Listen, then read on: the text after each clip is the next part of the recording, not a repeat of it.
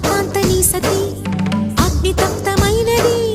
మేలు త్యాగమిచ్చి తాను నీలో లీనమైనది ఆదిశక్తి ఆకృతి అత్రిజాత పార్వతి తానువైన ప్రాణధవుని చెంతకు చేరుతున్నది